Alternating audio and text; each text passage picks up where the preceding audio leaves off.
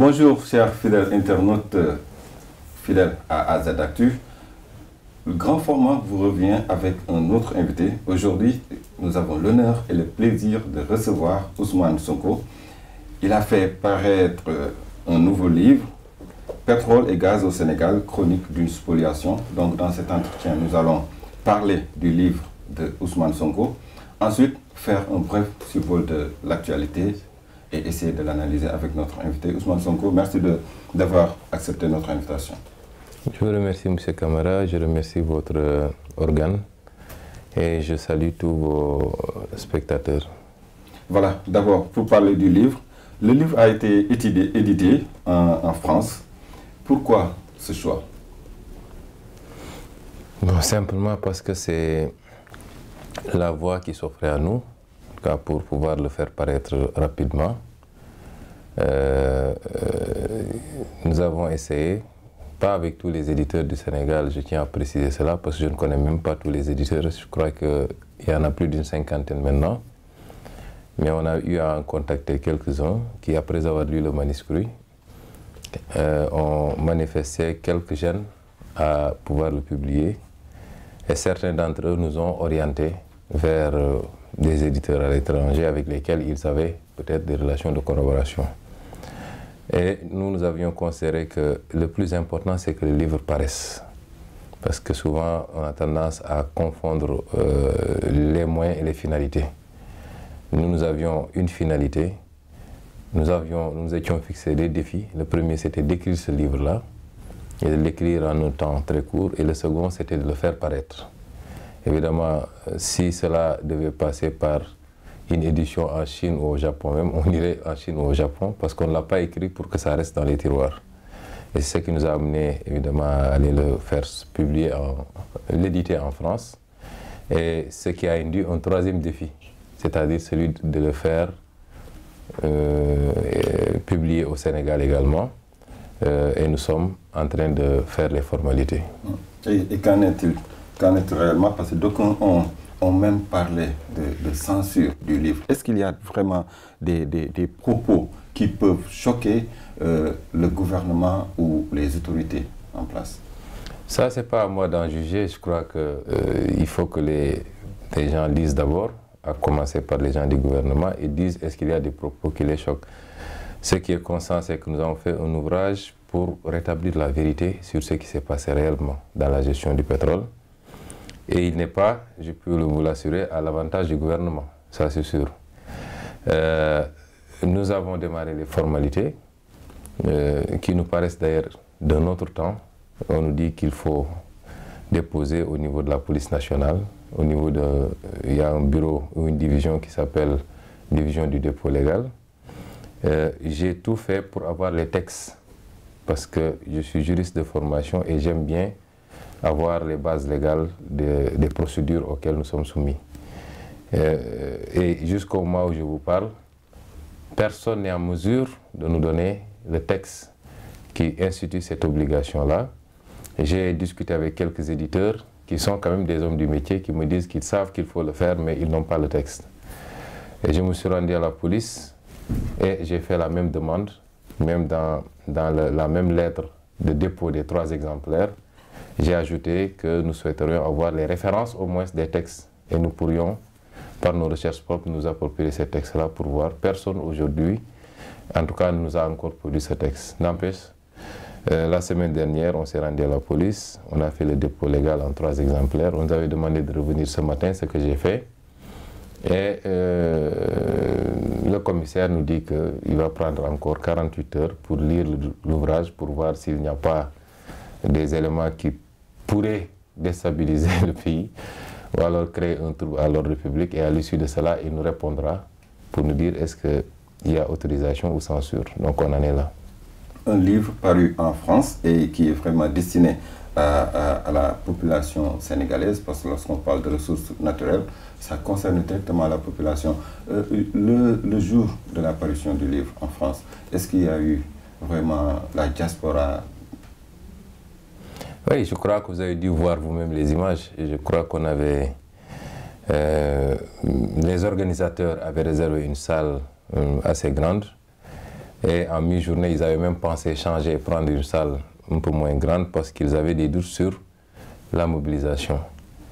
Mais la salle a été remplie, ce qui semble-t-il est assez exceptionnel c'est très difficile souvent en dehors des concerts et autres de mobiliser les Sénégalais. Plus de 265 exemplaires avaient été frappés ce jour-là, rien que pour la cérémonie de dédicace, et ont tous été achetés sur le champ par nos compatriotes.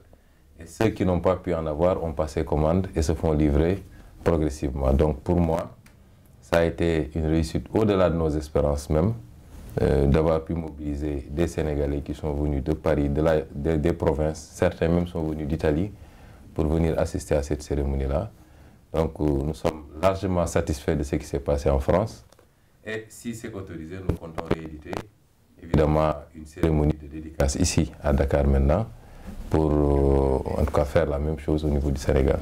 Ok. Et pour parler du titre « Pétrole et gaz au Sénégal, chronique d'une spoliation », quelqu'un ce matin, en l'occurrence Abdou Latif Coulibaly, est revenu sur le livre pour vraiment réfuter tout ce dont vous avez élaboré dans cet ouvrage. Quelqu'un qui a eu à subir la censure au Sénégal, je rappelle. Je ne répondrai pas à ce monsieur parce qu'il a dit lui-même qu'il n'a pas lu le livre. La malhonnêteté, ça commence par ça, se prononcer sur un document qu'on n'a pas lu. Et j'espère qu'il aura la dignité et l'honneur de nous présenter prochainement un livre qu'il appellera peut-être « Comptes et mécomptes du building administratif qu'il supervise » et qui est une niche à scandale. Mais tant qu'il n'aura pas lu le livre, je considère que c'est des divulgations de politiciens, en manque d'ailleurs de crédibilité depuis quelque temps. Et je n'ai pas à épiloguer sur des propos de ce genre de personnage. D'accord. Et sur le titre « Chronique d'une spoliation », vous pensez vraiment que les ressources naturelles du Sénégal sont en train d'être spoliées? Et au profit de qui? Bien sûr, au-delà du pétrole d'ailleurs. J'ai campé sur le pétrole cette fois-ci parce que depuis fin 2015, 2016, toute l'année 2016 et même jusqu'en 2007, le débat ça a été le pétrole. Mais nous suivons un peu ce qui se passe avec les ressources nationales depuis plusieurs années. Et j'ai eu à faire des articles et des chroniques sur, par exemple, le secteur minier. Oui. Avec ce qui se passe à Sabodala, on a eu à parler du zircon et beaucoup d'autres aspects. Et les ressources naturelles, même les ressources halieutiques, notre poisson qui est pillé par les bateaux-usines à partir d'accords de pêche qui nous sont défavorables. Évidemment, je ne pouvais pas écrire un livre sur tout ça, ça aurait fait peut-être 500 ou 700 pages et les gens n'auraient pas lu. J'ai considéré que le débat sur le pétrole était un bon échantillon, pour la simple raison que le pétrole, le nom en tant que tel même, ça porte gros, vous savez, comme on dit, c'est l'or noir. Dès que vous parlez de pétrole, tout le monde suit, alors que vous pouvez parler de phosphate, les gens ne suivent pas beaucoup. Deuxièmement, les enjeux financiers à court, moyen et long terme sont d'une telle dimension que je considère qu'une bonne partie de l'avenir de la nation va dépendre un peu de la gestion qualitative ou de la mauvaise gestion de ces ressources-là. Et je peux dire d'emblée que si on doit parler des ressources naturelles au Sénégal, le terme spoliation n'est pas de trop. C'est une manière assez polie d'ailleurs de parler de vol, carrément. Les ressources sont spoliées pour plusieurs raisons. Et j'ai utilisé le terme de chronique parce que j'ai voulu avoir une démarche évolutive qui permette au lecteur progressivement de voir ce que je voulais démontrer en partant d'une description historique de 1952 à maintenant de la prospection pétrolière et gazière au Sénégal, des découvertes progressives qui ont été faites, celles qui ont été déclarées non exploitables, comme le Dôme Flore de Casamance depuis les années 60, celles qui ont été considérées comme exploitables, comme le gaz de Gadiaga qui est exploité depuis les années 2004 au Sénégal, sans que les gens ne sachent par qui, comment et qui en profite, jusqu'aux dernières découvertes. Cet aspect historique était important parce que le gouvernement du président Macky Sall a voulu nous faire croire que Macky Sall est venu au pouvoir avec des valises remplies de pétrole, alors qu'il y a toute une toute une histoire derrière de prospection pétrolière et gazière au Sénégal et des découvertes progressives qui ont amené plus en plus les gens à croire qu'il y a des réserves, des possibilités, jusqu'à ce qu'on en arrive là. Ensuite, j'ai campé le cadre légal. Et je tiens à dire que c'est ça l'importance du livre. Vous savez, le gouvernement ne répond jamais aux questions que nous soulevons. La seule réponse, c'est le pétrole est technique. Et il faudra laisser aux experts le soin vraiment de parler de ça. C'est une volonté, mais alors même pas cachée, de gérer de manière nébuleuse. La ressource qui appartient à 14 millions de Sénégalais, comment pouvez-vous faire croire qu'il y a une poignée de personnes qui doivent à elles seules en parler? Alors ça, à chaque fois qu'on vous opposera ces arguments-là, sachez qu'il y a anguille sous roche. Et tous les Sénégalais doivent être capables, doivent être en mesure de comprendre c'est quoi le pétrole. Le pétrole, c'est plusieurs métiers. Comme je dis, il y a plus de 500 métiers qui tournent autour du pétrole. Et personne, aucun spécialiste du pétrole ne connaît tous les métiers du pétrole. Nous, on n'est pas des ingénieurs géologues. Ça ne nous intéresse même pas de savoir comment on fore. Le pétrole qu'on a trouvé, c'est de quelle qualité, c'est quelle quantité, etc. Ça, on laisse ça aux géologues. Mais il y a un cadre légal. Quand on parle de code pétrolier, ce n'est pas de la géologie. C'est du droit. Et ça, je peux dire humblement que je le connais 1000 fois que le président Macky Sall.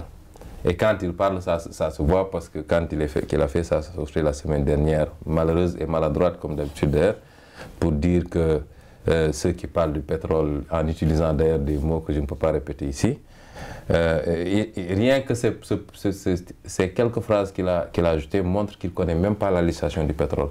Parce qu'il parle de décrets et il parle de conventions minières, qui sont deux choses différentes, et il les confond dans un seul élément. J'ai voulu quand même recadrer, parce qu'il y a plusieurs métiers du pétrole. Même en aval, en amont, il y a les métiers de traders, ceux qui commercialisent le pétrole, ainsi de suite. Chaque élément, jusqu'au pompiste, on le met dans les métiers du pétrole. Et à chaque niveau, c'est des spécialisations. Nous, on connaît le code pétrolier que nous avons étudié de manière détaillée. Nous connaissons le code général des impôts qui encadre les aspects fiscaux. Et ces aspects-là me paraissent être, au moment où nous sommes, les aspects les plus importants par rapport à une garantie d'une bonne gestion de la ressource pétrolière. Ce n'est pas des aspects de géologie. Est-ce que le pétrole c'est de première qualité, de deuxième qualité? Est-ce que ça se trouve à 3000 mètres de profondeur? Ça, on le laisse ailleurs. Mais une fois qu'on a ça, comment on va le gérer pour que ça profite au peuple? C'est le code pétrolier. Et ça n'a rien à voir avec ce qu'ils disent. Partant, il était bon de préciser ce cadre-là, de dire comment on peut être attributaire d'un permis d'explorer au Sénégal, quels sont les engagements techniques et financiers que la loi impose, quelles sont les obligations, même environnementales, de soucis environnementaux qu'il faut respecter, quels sont quel est le cadre qui est tracé si vous voulez céder ce permis d'exploitation, ces droits pétroliers comme on les appelle, jusqu'à l'étape de la découverte, le développement, l'exploration. Il était bon de rappeler le cadre légal. Une fois qu'on a posé ça, c'était facile après de dire voilà ce que la loi prévoit, voilà ce que le gouvernement de Macky Sall a fait, et en quoi est-ce que ce qu'ils ont fait a violé la loi. Et c'est cette démarche méthodique que nous avons voulu entraîner pour que ce soit un livre, que ça ne soit pas un livre polémiste, mais un livre adossé sur des faits comparé à la loi. Et durant tout le livre, ce que nous avons fait, ce qui fait que moi, je les invite à débattre dans le fond. Tout ce que j'entends jusqu'à présent, c'est assez superficiel. C'est technique, le pétrole, etc. Nous voulons qu'ils prennent la même démarche, soit pour écrire un livre pour dire que ce qui se dit n'est pas ça, ou bien pour accepter ce qu'on a demandé depuis le début, qu'ils acceptent de venir débattre avec nous.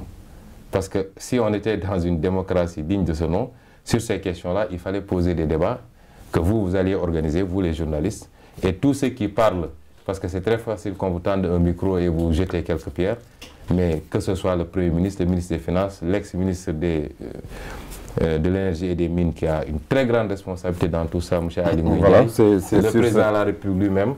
Je ne débattrai pas avec les Abdou Latif Coulibaly parce que je considère qu'ils ne connaissent pas de quoi on parle, mais ceux qui ont des responsabilités dans Vous avez situé les responsabilités en parlant du Premier ministre, Boun Abdallah Dionne, de l'ancien ministre de l'énergie, Aly Ngouille Ndiaye, mais le tout dernier ministre de l'énergie, Thierno Alassane Sall, vous l'avez vraiment occulté dans le livre.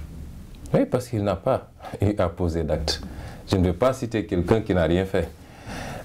Il n'a pas à poser des actes directs, sauf un questionnement que j'ai eu, c'est-à-dire sur la dernière transaction que Ovidi Tender a fait sur les blocs de Casamance et de Saloum. Je crois que c'est lui qui était ministre. Or, la loi a dit que pour qu'un titulaire de droit pétrolier puisse céder ce droit, il faut qu'il vienne requérir l'autorisation du ministre chargé de l'énergie. Et ce ministre, à ce moment-là, doit vérifier est-ce que le titulaire des droits qui veut vendre le cédant, est-ce qu'il a rempli toutes les conditions, tous les engagements qu'il avait pris au moment où on lui signait le permis d'exploitation. Est-ce qu'il a rempli notamment les engagements techniques qui disaient que je forerai tel nombre de puits, je ferai tel nombre de kilométrages de sismique, j'investirai tant en termes de millions de dollars, ainsi de suite. Est-ce qu'il a respecté les engagements techniques et les engagements financiers? Si ce n'est pas le cas, la loi dit qu'on ne doit pas l'autoriser à vendre et l'État même doit résilier son contrat et récupérer. Or, Ovidi Tender n'avait pas respecté ces critères, comme Petrotim ne les a jamais respectés, comme Timis ne les a jamais respectés. J'ai posé la question en disant, est-ce qu'il était même informé, parce que c'est une opération qui s'est déroulée en 2016, et pour vous dire combien les gens magouillent sur le pétrole sénégalais, et le terme n'est pas de trop, la procédure qui a été utilisée cette fois-ci, ce n'est pas une cession des droits en tant que telle, mais c'est une cession de la société elle-même. Je ne sais pas si vous me comprenez. Soit vous cédez vos droits. J'ai des droits, j'ai 90% sur le bloc de Casamance onshore ou sur le bloc... C'est ce qui s'est passé entre Timis. Non, c'est entre Petrotim et Cosmos. Non, entre Petrotim et Cosmos, c'est une cession des droits. Mais entre Ovidi et l'entreprise Qatari, c'est une cession de la société elle-même. Donc ça, c'est des procédures de contournement. Okay. C'est-à-dire, au lieu de dire, je cède mes 90% sur le bloc, je vous cède ma société et l'entreprise. Et à partir de ce moment, voilà. Mais quand vous savez que quand vous achetez une entreprise, vous l'achetez avec son actif et son passif. Et vous vendez l'entreprise à 10 millions de francs CFA, officiellement. Et ce que vous allez recevoir en bas, qui n'est pas déclaré ni aux impôts ni rien, c'est peut-être des centaines de millions de dollars. C'est le droit. Voilà. Et là, j'ai posé la question, j'ai dit, est-ce que même l'entreprise a fait la formalité de demande? Et si c'est le cas, pourquoi est-ce que le ministre n'a pas résilié tout bonnement le contrat? Parce que le monsieur, on lui a donné les droits il y a 1 an, il les a détenus à peine 1 an, et au moment où on lui donnait les droits, il était condamné à 12 ans de prison. Donc il n'a pas eu le temps d'explorer. Il n'a rien fait, et il se retourne pour vendre. C'est ce que j'appelle moi les aventuriers. Si vous regardez ceux à qui on a donné notre pétrole au Sénégal, et qui se sont empressés de revendre, c'est des spéculateurs, des aventuriers. Ils n'ont jamais eu l'intention d'explorer du pétrole ou d'exploiter du pétrole au Sénégal. Si vous voyez les entreprises en question, elles sont toutes nichées dans des paradis fiscaux pour préparer la fraude fiscale. Les îles Caïmans, par exemple. Îles Caïmans, îles Vierges britanniques, ainsi de suite. Deuxième spécificité, c'est que c'est des entreprises souvent qui ont été créées uniquement pour la circonstance. Ce qui est une violation de l'article 8 du Code pétrolier qui dit que il faut que l'entreprise ait des références solides. Avant qu'on lui donne, le ministère doit lui dire, donne-nous tes références techniques. Et l'entreprise va dire, j'ai fait de la prospection dans tel pays, j'ai fait du forage dans tel pays, j'ai découvert du pétrole dans tel autre pays. Mais une entreprise qu'on vient de créer, par exemple Petrotim, on lui a signé un contrat avant même la création de l'entreprise. C'est-à-dire, on lui a signé un contrat pour lui donner nos 2 blocs les plus prometteurs. En 2012. En 2012. Bien avant les élections, donc la responsabilité... Oui, et c'est 48 heures plus tard qu'il a créé. Ça aussi, je tiens à préciser. Dans le livre, je développe, je dis, oui, il faut que les Sénégalais comprennent que Petrotim est venu ici avec le régime d'Abdoulaye Wade. Et que c'est quand Karim Wade était ministre tout-puissant de son père, je crois qu'il cumulait 4 ou 5 ministères, qu'on lui a signé un contrat. Alors, mais lui-même de ses développements, il a eu des relations très heurtées avec Karim Wade qui avait refusé de signer. Et il a fallu que Pierre Goudiaby Atepa et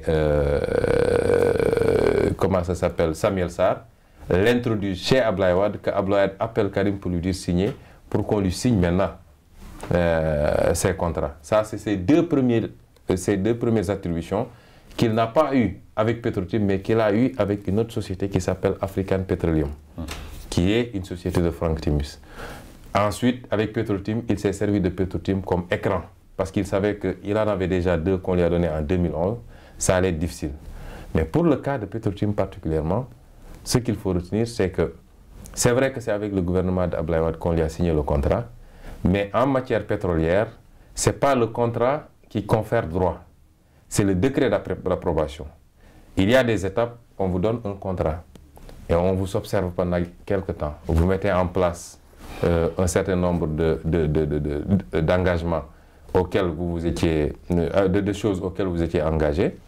Et à partir de ce moment, le ministre fait un rapport de présentation, prépare un décret qu'il soumet au président de la République pour lui dire que nous avions signé un contrat à telle date avec telle société.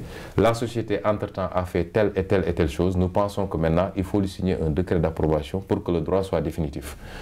Et ce décret-là, c'est dans les contrats, c'est ce qu'on dit que la date d'effet, c'est-à-dire la date à partir duquel on considère que le contrat produit effet, c'est la date de signature du décret. Tant qu'il n'y a pas de signature du décret, l'entreprise ne tient pas encore des droits définitifs. Or, dans le cas de Petrotim, même si c'est avec le régime de Abdoulaye Wade qu'il y a eu signature du contrat, entre-temps, avant qu'Abdoulaye Wade n'ait eu le temps de faire le décret, il y a eu alternance. C'est-à-dire qu'il avait préparé le décret, mais il n'a pas eu le temps de faire tout le circuit administratif pour que le décret soit parfait. Il y a eu alternance et le gouvernement de Macky Sall est arrivé. Donc, pourquoi après le président Macky Sall, pourquoi Aly Ngouille Ndiaye a préparé un décret d'approbation et pourquoi Macky Sall a signé ce décret-là? D'autant que, entre-temps, il y a eu contestation. Il y a eu une entreprise qui s'appelle Tullow Oil qui était en négociation depuis 3 ans avec Petrosen sur les mêmes blocs et à qui on avait demandé 3 millions de dollars qu'il avait déjà versés. Et du jour au lendemain, elle se retrouve, elle apprend qu'on a donné les 2 blocs à Petrotim. Elle a écrit, dès que le président Macky Sall s'est installé, l'entreprise a écrit pour signaler tout ça et contester la légalité. Cette lettre a fait l'objet d'une saisine de l'IGE. L'IGE a fait un travail et a démontré que toute la procédure qui a servi à attribuer ces droits à Petrotim est viciée, a violé flagramment le code pétrolier. Et ça, le président Macky Sall le savait. Pourquoi, malgré tout, il est allé signer au mois de juin, c'est-à-dire 3 ou 4 mois après sa prestation de serment? Pourquoi il est allé signer? D'autant que parmi ses promesses de campagne, il avait dit que s'il est élu, tous les contrats miniers qui n'ont pas respecté la législation, il allait les dénoncer. Et il en a dénoncé quelques-uns d'ailleurs. Pourquoi dans le cas spécifique de Petrotim? La question qu'il faut se poser, pourquoi Macky Sall a signé le décret? Quel est l'élément nouveau, entre-temps, qui a amené le président Macky Sall à signer? Et quand vous faites un peu vos recherches, vous vous rendez compte que le seul élément nouveau, c'est qu'entre-temps, Petrotim est allé dépoussiérer Aliou Sall pour le nommer administrateur général et lui donner mandat pour gérer la société. C'est le seul élément nouveau qui peut justifier que malgré toutes les violations flagrantes du code pétrolier, malgré les recommandations d'annuler, de rapporter simplement le contrat initial, le président Macky Sall soit allé signer ce décret-là pour donner à Petrotim indûment le pétrole sénégalais. Et Petrotim en a spéculé pour vendre à Timis qui a revendu. Chacun d'entre eux a pris ses millions de dollars, n'a pas payé des impôts. Le Sénégal perd. Et sur ces impôts, parce que c'est là où se trouve vraiment le débat, vous avez fait comprendre que le Sénégal a perdu beaucoup d'argent dans ces transactions, alors que le Premier ministre essaie d'expliquer que lorsque vous êtes en phase d'exploration, vous ne pouvez pas vraiment payer de taxes. Nous, on est vraiment des novices et les Sénégalais ne comprennent pas beaucoup comment ça s'est passé. Est-ce que, en des termes un peu plus simples, nous expliquer comment le Sénégal a perdu de l'argent et en même temps essayer de répondre au Premier ministre? Le Premier ministre, il est sorti de quelle école de fiscalité? À la dernière il avait même menacé quiconque. Oui, mais depuis lors, on continue, il n'a pas porté plainte. Ils sont allés chercher Franck Timis pour jouer ce rôle-là. Et moi, je suis parmi les 11 Sénégalais qui, semble-t-il, parce que 6 mois plus tard, on n'a reçu aucune notification d'une plainte. Je crois que c'est plus un bluff qu'autre chose. C'était pour détourner l'attention. Mais nous continuons à parler et même à écrire un livre. Ils n'ont qu'à aller déposer des plaintes. Et si ce que nous disons dans ce livre-là ne présente aucun intérêt, ils n'ont qu'à autoriser rapidement et ce sera dans les rayons et tous les Sénégalais pourront se faire une opinion. Je ne peux pas débattre avec le Premier ministre de questions de fiscalité parce que je sais qu'il n'en connaît pas grand-chose. Encore moins avec le journaliste là, etc. J'aurais aimé que Amadou Ba lui-même, qui est un inspecteur des impôts comme moi, accepte de venir débattre. J'aurais bien aimé qu'ils envoient peut-être la Direction générale des impôts et des domaines. Et là, on pourra avoir un débat éclairé. Mais je ne peux pas parler, débattre ou aller dans des contradictions avec des gens qui ne savent pas le b.a.-ba de la fiscalité, qui ne connaissent pas 10 articles du Code général des impôts et domaines. Ce n'est pas de l'arrogance, mais franchement, chacun doit poser des débats qu'il connaît. Et moi, j'ai écrit un livre sur le pétrole. Tous les experts du droit pétrolier peuvent lire ce livre-là et dire Sonko a raconté des histoires ou n'a pas raconté des histoires. Et c'est comme ça que ça doit se passer. Et j'ai invité à l'organisation de débats. Vous savez, eux, ils n'osent même pas débattre. Ils n'osent même plus faire de conférences de presse. Ils font des déclarations de presse. Ils viennent vous lire un discours, on vous donne les papiers, on vous dit que vous ne pouvez même pas poser des questions. Et après, on vous dit que c'est une histoire technique. À partir de ce moment, moi, je pense que j'ai fait des développements dans le livre sur la fiscalisation. Et j'ai dit, vous pouvez appeler tous les experts mondiaux de fiscalité. Et j'en ai cité d'ailleurs quelques-uns qui sont quand même des inspecteurs des impôts reconnus, qui aujourd'hui sont même dans le groupe des Nations Unies, expertise, qui ont fait exactement les mêmes développements que moi. J'ai cité ici Cheikh Gueye qui a fait tout un article sur la question. Vous ne verrez jamais un fiscaliste sérieux. Allez interroger des fiscalistes neutres. Moi, je suis politique, fiscaliste politique. Amadou Balé, Cheikh Balé, mais allez voir, il y a des cabinets de fiscalistes ici. Allez voir des fiscalistes neutres et interrogez-les. Et tout le monde vous dira que ces opérations n'ont rien à voir, parce que si on ne sait pas, qu'est-ce que le Code a dit? Le Code a dit que les opérations pétrolières sont exonérées dans ces phases-là. Mais le Code pétrolier lui-même a défini ce que c'est que l'opération pétrolière. Et la cession de titres, la spéculation sur les titres, ce n'est pas de l'opération pétrolière. L'opération pétrolière, c'est toutes les activités qui concourent au forage, à la recherche, etc. Toutes ces activités opérationnelles-là. Mais même le raffinage, la définition de l'opération pétrolière, vous allez dans le code pétrolier, au début, là où on définit les notions, on vous dit même le raffinage, ce n'est pas de l'opération pétrolière. A fortiori, vendre des titres sur le marché international, acheter des titres, ça, ce n'est pas de l'opération pétrolière. C'est fiscalisé partout dans le monde. Allez en France, allez aux États-Unis, allez partout, ces opérations sont fiscalisées. Et c'est ça que j'ai démontré dans le livre. Je ne vais pas en débattre avec Boun Abdallah Dionne, qui, je crois, a beaucoup d'autres questions que je soulève ici par rapport à sa responsabilité. Et pour la démission du ministre Thierno Alassane Sall, quelle lecture vous en faites? On parle de démission, d'autres parlent de limogeage. Ce n'est pas important. Démission, limogeage. Ce qui est important, c'est pourquoi il est parti.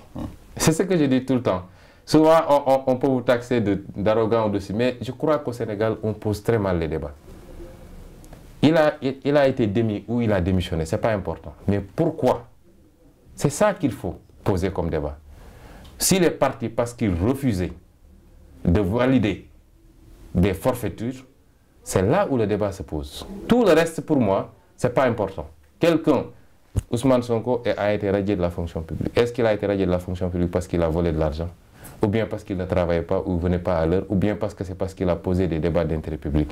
C'est ça qu'il faut qu'on apprenne à poser. Ou bien s'il a fait sortir des documents un peu confidentiels. Je dis, le plus important, c'est est-ce que c'est parce que des questions qui intéressent tous les Sénégalais et qui sont d'intérêt public ont été posées ou pas? C'est comme ça qu'il faut poser les débats, à mon avis. Et pour le cas particulier de Thierno Alassane Sall, je ne peux pas entrer dans le fond parce que lui-même ne s'est pas encore prononcé et je ne crois pas que le gouvernement se soit prononcé dans le fond. Et donc, tant qu'on ne saura pas exactement, j'ai vu des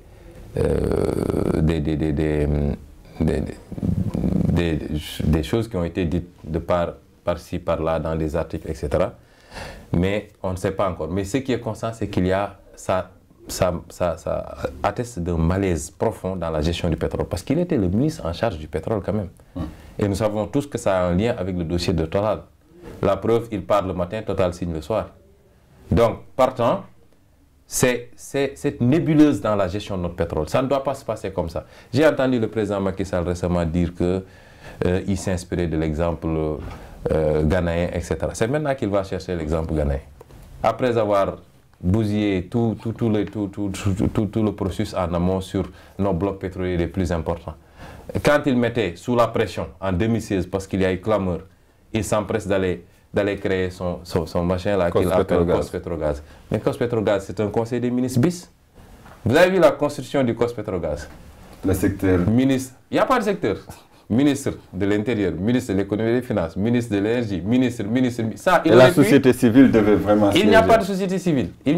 L'exemple du Cospetrogaz au Ghana, c'est des journalistes, des acteurs de la société civile, des autorités coutumières qui sont majoritaires sur les représentants de l'État, avec des pouvoirs très larges de contrôle en amont et de régulation du secteur pétrolier, de vérification du respect du code pétrolier et une autonomie. Le Cospetrogaz, on dit que son budget, il le prend de la présidence de la République. Vous croyez que ce Cospetrogaz va nous aider à y voir clair? Ça ne servira absolument à rien. Et quand je l'entends maintenant dire, ouais, le Cospetrogaz, je dis, mais attends, vraiment dans ce pays-là, je ne sais pas comment on gouverne. Et moi, je pense qu'il faut que nos gouvernants, c'est vrai qu'ils sont très mal sur cette question. C'est ça la vérité. Ils sont très très mal sur cette question. Mais il faut qu'ils apprennent à poser des débats de manière sereine. Il s'agit de la chose publique. Il s'agit de l'intérêt général. Il s'agit d'un bien commun. Ça ne leur appartient pas. Je le soulignais dans le livre, nous avons atteint nos objectifs presque. Comme disent les Wolofs, parce que premièrement, l'année dernière, la cellule de communication du président de la République, en la personne de Kassé, avait dit que personne n'entendra le président sur ces débats ces procès de mauvaise foi ou je ne sais quoi. Et maintenant, le président de la République se prononce parce qu'il est acculé. C'est une première victoire parce que on n'a pas lâché le morceau et on ne va pas le lâcher, ça ne fait que commencer. Parce qu'on est allé plus loin, on a déposé des demandes d'ouverture d'enquête dans le cadre du collectif citoyen pour le recouvrement des avoirs pétroliers parce qu'on ne lâche pas, on n'a pas encore perdu. On a déposé aux États-Unis, on a déposé à la Grande-Bretagne. Et j'entends le président de la République qui dit qu'ils aillent sur la planète Mars. On n'ira pas à la planète Mars. Le pétrole ne se passe pas sur la planète Mars, ça se passe ici. Il sait très bien... Mais est-ce que le président peut être poursuivi demain pour la mauvaise gestion dont vous... Oui, c'est ce que je développe dans ce livre. C'est là où, moi je pense que, je le dis, je suis mal placé pour apprécier mon livre, mais je pense que l'approche, ça a été de sortir tous les aspects du problème. Et j'ai fait des développements sur notre système institutionnel. Et j'ai dit, il est temps que nous réformions notre système de responsabilité. Prenez un exemple, le président de la République, c'est le premier responsable du pays, n'est-ce pas? Et notre constitution l'irresponsabilise. Il n'est responsable de rien, sauf pour crime de haute trahison, qu'aucune loi n'a défini, que la doctrine n'a pas défini, que la justice, à part le doyen Maurice Orio qui a fait une petite tentative de définition. D'abord, sur la définition, c'est une notion floue. Deuxièmement, sur la mise en application, c'est presque impossible de l'appliquer parce qu'il faut un tribunal spécial, il faut des moyens de saisine spéciaux de ce tribunal, ce qui fait que notre président de la République, nos présidents de la République, quelle que soit la manière dont ils ont gouverné, après ils finissent, ils prennent leur avion pour aller à Paris ou aux États-Unis, ils en ont fini. Mais ça, c'est un système obsolète. On doit instaurer désormais dans notre Constitution la responsabilité politique du président de la République. C'est cette responsabilité politique qui a permis aux Brésiliens de destituer leur président pour un scandale 10 fois moins important que ce que je souligne ici. C'est cette responsabilité politique qui a permis aux Sud-Coréens il y a 2 mois de destituer leur président. Vous pensez que l'affaire Petrobras est moins... C'est moins grave. Non, ce n'est pas l'affaire Petrobras. Ce qu'on a reproché à Dilma Rousseff, c'est d'avoir fait ce qu'on appelle le pédalage budgétaire, d'avoir maquillé les chiffres du budget pour pouvoir avoir un autre mandat, pour pouvoir avoir un mandat. C'est beaucoup moins grave, par contre, pour la présidente sud-coréenne, ce qu'on a reproché, c'est qu'une de ses collaboratrices a utilisé sa position pour inciter des entreprises à verser des financements à des fondations occultes et récupérer l'argent. Mais toutes ces questions qui ont fait que les Coréens ont destitué leur présidente, les Brésiliens ont destitué leur président, mais ce qui est dans ce livre-là est beaucoup plus grave. Et pourtant, notre constitution ne prévoit pas la responsabilité politique du président de la République, la possibilité de le destituer. Même la France que nous copions a fait sa réforme en 2007 et a instauré aujourd'hui la responsabilité politique du président de la République à côté de la responsabilité pénale, qui évidemment renvoie à la notion de haute trahison. Et ces aspects institutionnels-là, je les ai développés dans ce livre, parce que tant qu'on ne sera pas à cette étape-là, nos présidents continueront à faire ce qu'ils veulent. Et après, à la fin de leur mandat, je disais à quelqu'un l'autre jour, j'ai dit, les Sénégalais, dès qu'on a dit que Yahya Jammeh a perdu les élections, beaucoup de Sénégalais ont dit, ouais, il faut le traduire devant les juridictions, etc., etc. Pendant ce temps, nous, pourtant, on a vécu beaucoup de choses avec nos présidents ici. Après, on dit, non, non, qu'il fait le Biden comme Moudemrek. Je dis aujourd'hui, ce qui se passe, c'est des réformes institutionnelles en profondeur, une réforme du code pétrolier qui est désuet, qui a de manière générale fusé un certain nombre de choses, c'est bien, mais qu'il faut réformer rapidement. Et ça, c'est dans la troisième partie du livre. Vous avez émis des pistes de solutions vraiment pour rectifier le tir. Mais bien sûr, parce que nous avons voté un code pétrolier en 1998 qui a pris le relais d'un autre code pétrolier. Et ce code a été conçu sous l'angle de l'incitation, l'attraction. Il fallait que le système soit attractif pour que des investisseurs viennent. On pouvait comprendre, parce que là, on n'a pas encore découvert du pétrole en quantité. Il est bon que les gens qui viennent et qui prennent un peu de risque puissent avoir des incitations. Mais ce code, ça c'est sur les aspects incitatifs. Normalement, ça c'est fini, parce qu'avec la réforme du Code général des impôts de 2012, on a maintenant un droit commun incitatif. Donc les aspects fiscaux ne sont plus dans le code, ils sont transférés dans le Code général des impôts avec un droit commun incitatif qui est valable pour tous les secteurs. Que vous veniez investir dans le poisson, dans l'alimentaire ou dans le pétrole, c'est la même chose. Maintenant, il y a les aspects institutionnels. Nous avons un code qui accorde trop de pouvoir au ministre en charge de l'énergie. Et ça fait qu'on a un aspect légal du code très réduit et un aspect contractuel trop vaste. Or, le contrat, comme vous l'avez appris en droit, il est synalagmatique. C'est une discussion entre deux parties. Chacun vient avec ses prétentions et vous entendez autour de ça. Vous laissez un ministre au Sénégal, avec les enjeux financiers qu'il y a, avec la tentation qu'il peut y avoir. Il s'enferme seul avec un investisseur pour discuter. Et on lui dit qu'il y a une marge pour définir, par exemple, un plafond sur le cost oil, sur le cost limite, par exemple, c'est-à-dire que sur les mécanismes de remboursement, ça c'est un peu technique, mais je l'ai développé sur le livre. Vous avez un plafond sur la définition du partage de la production, selon un certain nombre d'éléments. Vous avez une marge sur beaucoup d'autres éléments. Mais attends, bonjour les dégâts. Et ensuite, il faut que dans ce code-là, nous instaurions l'appel d'offres. Le code ne prévoit pas l'appel d'offres, quasiment. Ça veut dire que c'est des discussions de gré à gré. Il faut que désormais on dise, si on veut donner le bloc de X, on fait appel d'offres.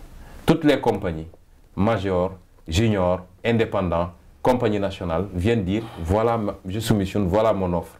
Et à partir de ce moment, on verra celui qui a fait l'offre la meilleure pour le Sénégal et on arrêtera ça. Mais tant qu'on se limitera à une procédure de gré à gré, où c'est un ministre qui s'enferme après discussion avec Petrosen pour signer un contrat à quelqu'un, on aura les problèmes que nous avons soulevés dans ce livre. D'accord. Et ce que j'ai du mal à comprendre, c'est que dans ce livre, vous avez profité de l'occasion pour parler à un bon nombre de Sénégalais.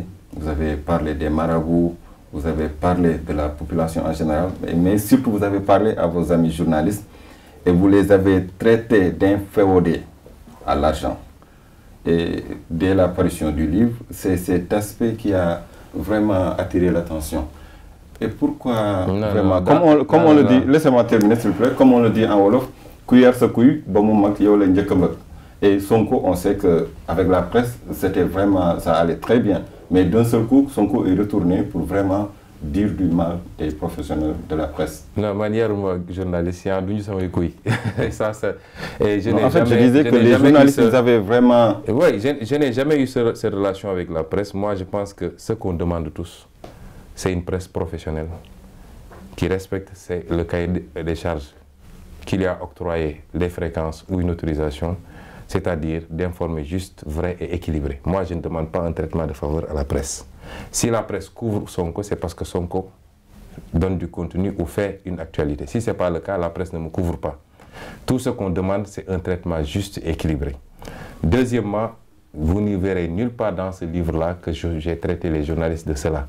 Ça, c'est lors de la conférence de presse de Paris et c'est une mauvaise interprétation de quelque chose que j'ai dit, que je n'ai jamais entendu généraliser parce que mon intelligence ne me permet pas de faire des raccourcis ou des clichés en disant que toutes les femmes sont comme ceci, tous les hommes sont comme cela, tous les journalistes sont comme ceci, tous les gens des impôts sont comme cela. Troisième remarque, c'est que j'ai accordé 10 fois plus de développement à l'administration fiscale dans ce livre qu'aux journalistes. Donc ne dites pas que j'ai longuement traité. Je ne pense même pas que ça a fait une page et demie, ce que j'ai dit sur la presse, pas sur les journalistes. Et j'ai commencé par reproduire d'ailleurs un écrit d'un journaliste qui fait un diagnostic sur la presse. Et hier, je crois que l'organe qui supervise un peu, qui régularise, qui fait la régulation du secteur de la presse a aussi sorti un rapport qui n'est pas du tout très favorable à la presse actuellement. Donc, il faut que les gens, à mon avis, reviennent sur terre parce que je n'ai jamais dit que tous les journalistes ou toute la presse est comme ci et comme cela. Par contre, je confirme ce que j'ai dit. C'est qu'aujourd'hui, moi, je suis un homme politique. Nous sommes venus en politique pour essayer de faire autrement, pour poser et susciter des débats. Et je crois que ce qu'on a pu apporter à la politique, d'après ce qui nous revient, c'est que nous avons su déplacer le discours politique aujourd'hui, qui est moins un discours, en ce qui nous concerne, d'invective, qu'un discours qu'on pose sur les vraies questions, les vraies problématiques de gouvernance et de la société. La presse étant un élément dans tout cela, je ne peux pas parler de l'administration fiscale, parler des mauvaises pratiques qu'il y a dans l'administration fiscale, le dire, faire un diagnostic de la magistrature, critiquer l'institution présidentielle, parlementaire, faire une analyse sur la société, où j'ai dit qu'il y a même certains religieux, je n'ai pas parlé des marabouts, il ne faut pas me créer des problèmes ici, j'ai dit qu'il y a certains religieux qui prennent part au débat public sans maîtriser les questions, parce que vous avez tous entendu ici des sermons de Tabaski où des marabouts se sont carrément attaqués à nous, nous traitant de divulguer des secrets professionnels, alors qu'ils ne savaient pas de quoi on parle. Donc, je ne peux pas faire ce diagnostic et un segment aussi important que la presse, qui, à mon avis, a un peu failli dans le traitement de la question du pétrole. Parce que je n'ai pas senti un traitement de fond. Et j'ai dit, je n'ai jamais dit que toute la presse doit être des journalistes d'investigation. Vous avez cité un journaliste ici qui était journaliste d'investigation, qui nous a écrit tout et rien, qui aujourd'hui, parce qu'il est de l'autre côté et qu'il a ses privilèges à gérer, on ne l'entend plus. J'ai dit, il nous faut des journalistes d'investigation dans ce pays. La presse sénégalaise, elle s'approprie du travail de journalistes d'investigation qui nous signalent les scandales de SwissLeaks. Ça fait les papiers gras pendant des jours, etc. Mais pourquoi quand on soulève un débat dans ce pays, sur le pétrole, sur les mines, sur les carrières, il y en a quelques-uns qui font du bon travail, qui font des chroniques, qui font des trucs. Mais c'est ce qu'on demande nous, qu'on ait quand même quelques éléments qui se spécialisent un peu plus sur ces questions-là, qui aident le peuple, parce que dans ces débats-là, il y a deux partis qui sont politiques. Et moi, si j'écris un livre, on peut dire « Ah, c'est encore de la politique ». Mais si des journalistes d'investigation s'approprient les choses, vont le plus loin possible et disent au peuple « Voilà ce qui s'est passé », évidemment, ça a un impact en termes d'information, à mon avis, beaucoup plus important. Et c'est plus une invite que... Mais le problème, c'est que ces journalistes, ils vont vers ceux qui détiennent l'information, comme vous, mais apparemment, vous pensez vraiment sortir un ouvrage que de donner ces informations à un journaliste qui va vraiment... Je vais vous dire une chose. Toutes les informations que j'ai j'ai sorti dans ce livre-là, je les ai partagés en amont, avant avec des journalistes. Je ne connais pas tous les journalistes, mais tous les journalistes qui viennent à moi pour me dire que je fais un travail sur tel ou tel aspect et vous en savez quelque chose, je prends le temps de leur accorder, de discuter avec eux, de leur donner des éléments d'information si j'en ai. Et même lors de mes conférences de presse, beaucoup d'éléments que j'ai cités ici, je faisais faire les copies. Et je les entassais sur la table, je distribuais. Donc, nous sommes tout à fait disponibles et disposés à partager avec tout le monde. Mais ce que j'ai dit dans ce livre-là, en réalité, j'ai tiré des décrets, j'ai tiré des contrats, j'ai tiré des accords d'association, c'est un travail de recherche que j'ai fait. Je l'ai fait, je suis allé le plus loin possible pour rassembler des données, rassembler des informations et puis avoir eu la chance quand même que des gens m'aient peut-être transmis des documents qui pouvaient avoir un caractère beaucoup plus confidentiel si je n'avais pas eu ce concours-là. Mais ça, je crois que si des gens le font, les journalistes qui faisaient l'investigation il y a quelques années, mais ils faisaient ce travail et ils obtenaient des documents. Donc vraiment, il ne faut pas qu'on mène des amalgames pour dire que Sonko a dit ceci sur la presse. Moi, j'ai des relations dans la presse. Il y a des gens que j'ai connus, pas depuis l'enfance, pas il y a 5 ans ou 4 ans. Je les ai connus ces dernières années, ces derniers mois, à travers la presse et que j'apprécie énormément. Et je sais que c'est des gens sérieux, intègres, professionnels, travailleurs. Donc, je ne peux pas venir et dire toute la presse sénégalaise, elle est comme ci et comme cela. Et je trouve que la réaction d'ailleurs a été disproportionnée, injustifiée. Et certains ont confirmé parce que, vous savez, je le dis tout le temps, la presse doit comprendre qu'elle gère un service public. C'est le service public de l'information. C'est un service public au même titre que les impôts et domaines, au même titre que le trésor, la douane, la magistrature. Ce n'est pas un domaine privé. Et c'est pourquoi c'est l'État qui autorise en fixant un cahier de charges et qui subventionne, même si la subvention n'est pas importante, mais c'est nos impôts. Et c'est pourquoi nous avons un droit aussi de nous prononcer sur ça. Mais si Sonko dit, ah, moi, j'ai fait telle observation sur la presse, ça ne doit pas être une raison pour que des gens dans la presse disent, on ne va plus couvrir le livre de Sonko, ou bien on ne fait pas les bonnes feuilles. Parce que si la presse titre en disant, les impôts et domaines, administration la plus corrompue, le lendemain, le journaliste qui va aux impôts et domaines pour chercher un papier, on lui donne son papier, parce que c'est le travail. Si on a un débat d'idées à avoir par ailleurs, on l'aura. Donc, pour moi, c'est même manquer de professionnalisme de dire nous boycottons le livre parce que Sonko a une appréciation sur la presse. Ce n'est pas ça le travail de la presse. La presse, c'est informer, donner toute information qui doit être donnée à la population. Et il faut que nous acceptions tous que désormais, moi, je suis un fervent défenseur de la presse. J'ai été à la marche de la presse il y a quelque temps sur l'invitation de la presse. Je crois qu'il faut un plan d'urgence pour la presse et que l'État doit mobiliser des fonds conséquents pour relancer la presse parce qu'on a besoin d'une presse de qualité dans ce pays. S'il n'y a pas de presse de qualité, nous, les débats que nous menons, nous ne pouvons pas les mener. Pour même la marche de la démocratie, il faut une presse de qualité. Et pour une presse de qualité, il faut que la presse soit en mesure de s'organiser, de s'autonomiser plus ou moins, mais de fonctionner correctement, de vivre à partir de son métier, ainsi de suite. Ça, l'État doit prendre des résolutions parce que c'est un service public. C'est l'État qui a l'obligation de faire fonctionner l'administration, la magistrature, ainsi de suite. C'est la même obligation qu'il a d'avoir une presse qui fonctionne. Si demain on dit qu'il n'y a plus de presse au Sénégal, ce serait la catastrophe. Ok, donc parlons politique en 2 lignes. On a vu votre parti PASTEF avec le Manko Wattu Sénégal et avec la marche, mais on n'a pas vraiment senti PASTEF avec l'autre coalition Manko Taxawu Sénégal.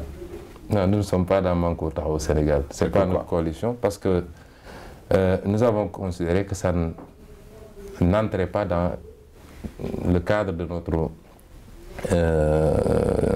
nos objectifs, de notre façon de voir les choses. Simplement, je me garderai ici de critiquer une coalition de l'opposition. Nous sommes tous de l'opposition, je crois que nous avons un adversaire commun. Je respecte chaque parti politique le droit qu'il a de voir avec qui il va. Nous demandons simplement que le même respect nous soit accordé, d'avoir à dire nous sommes d'accord pour être avec tel, nous ne sommes pas d'accord d'être avec tel autre. Après, dans le fond, je n'ai pas à commenter la coalition d'autrui. Ok. Et pour les législatives de juillet 2017, le PASTEF compte y participer? Bien sûr. Et si oui, avec qui? On sera dans les listes, on est partant pour ces législatives-là. Je crois que demain ou cet après-midi même, Inch'Allah, on va déposer notre caution comme tout le monde. En coalition ou en solo? Évidemment, nous travaillons en coalition. Et jusqu'au dernier moment, vous savez très bien comment ça se passe, c'est des réglages, c'est des discussions. Nous, on est novices en politique, c'est nos premières élections. Et donc, on vient de se rendre compte de la complexité un peu de l'exercice. C'est extrêmement difficile. Depuis quelques mois, nous y travaillons. De temps en temps, c'est des accords que vous trouvez avec tel groupe. Avec tel autre groupe, vous avez discuté, mais ça a achoppé. Avec tel groupe, c'était un accord, mais après, ça s'est défait, ainsi de suite. Mais nous travaillons. Il y a quand même au moins un noyau avec lequel nous nous entendons bien. Nous sommes en train de finaliser les investitures.